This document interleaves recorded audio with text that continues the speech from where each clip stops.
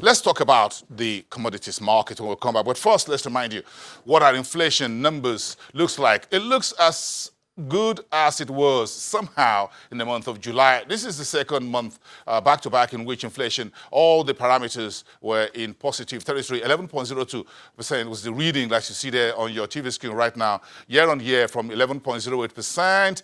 Then you have the month-on-month reading 0.99% from 1.01% in the month of July. Then, of course, you have your food inflation also reading much better.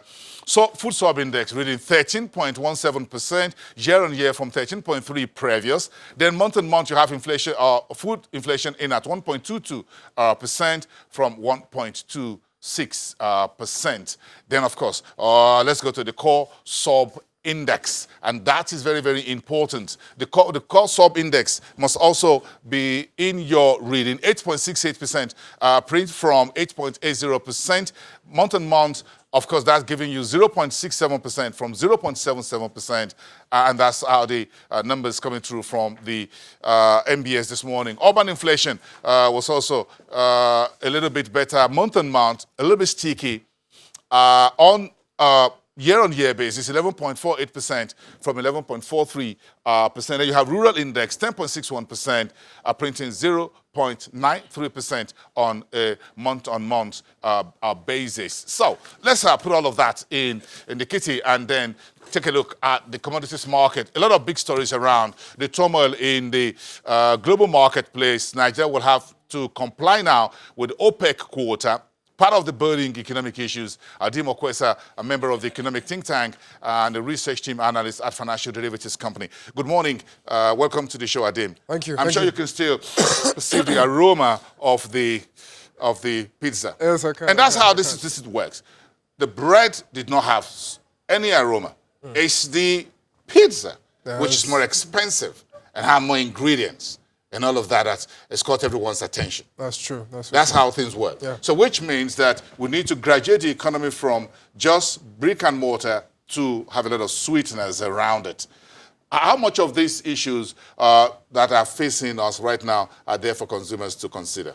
Well, I think the burning issue now will be what's happening in the oil markets now. The oil market is in complete turmoil. We saw 68 thereabout this morning. Yesterday, we saw the biggest daily spike ever recorded. That was a knee-jerk reaction. Exactly. Yes, we expect that. But I think that's reflective of the big political premium that's been priced in oil prices. Because if you look at the fundamentals now, yes, 5.6 million barrels has been taken out of Saudi Arabia's production, but there's still the global economy has still enough spare capacity to recover that. So U.S. is not bringing in the shale for now. It can if it wants to. Perhaps U.S. want to see how this plays out first. Yes. Then but the point I'm trying to make is that there's a lot of political risk premium now on oil prices now. The question on everybody's mind is, will this conflict escalate?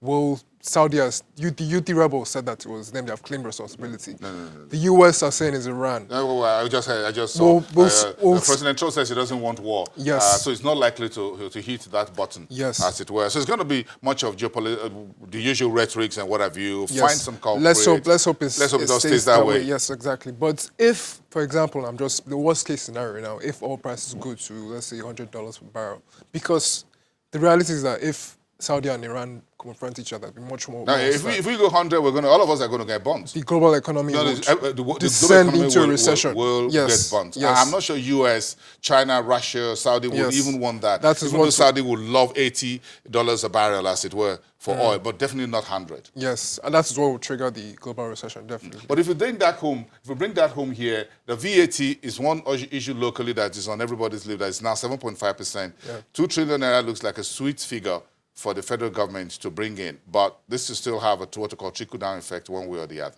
Yes, people are saying this might be destructive for the consumer, this would affect consumer demand, but in the long-term effect, 2 trillion naira of non-oil income every year, that is a lot of money. That would definitely narrow our fiscal deficit. So in the long term, yeah, it should be good, but so we just have to bear this short-term burden. I know that at the end of the day, it will be better for us as a country and as individuals. Okay, so apart from this, where else do you think? Oh, let's talk about inflation. Just getting out of my head.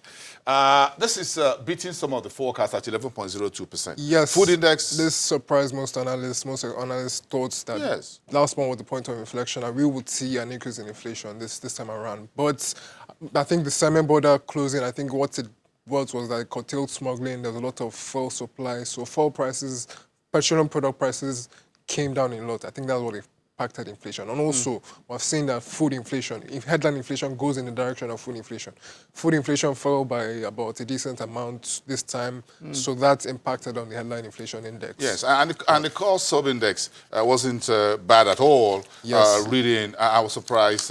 This was printing very decent. Yes, it surprised all yes. of us, yes, but it's good news. Like the fact that inflation is slowing, rate of inflation is slowing is positive news for all of us. This will be positive, in your view, at FDC for the central bank rate meeting next week, Monday, yes, Tuesday. it definitely increases the possibility that they will take a rate cut this time around. The fact that inflation has slowed, and yes, so it's possible. Just perhaps. Yes, and the fact that other economies too, there's Fed meeting, I think they're meeting, they're concluding today. Would this higher oil prices changes things now, but would it wait and see or just take a rate cut now? I think it will be very interesting to see how Jerome Powell will decide whether he will lean a little bit towards Mr. President's, what Mr. President wants. He said he doesn't mind even if Fed fund rate goes to 0. Yes, but for example, if the Fed cuts rates, our headline inflation down, then the doves on that MPC committee will certainly be emboldened. They will definitely call for a rate cut. So it's next week. Maybe the first and the only one we'll get in 2019.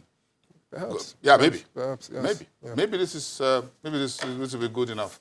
Okay, let's leave it there for today. Thank you so much for weighing in on this some of these important issues and the economic news box for the consumer space. When we come back after the break, Brexit is back in court with Boris Johnson, the UK Prime Minister. That's part of the story. Then, of course, we check in with at our Market Street, downtown Lagos, when we come back. Stay back, everyone.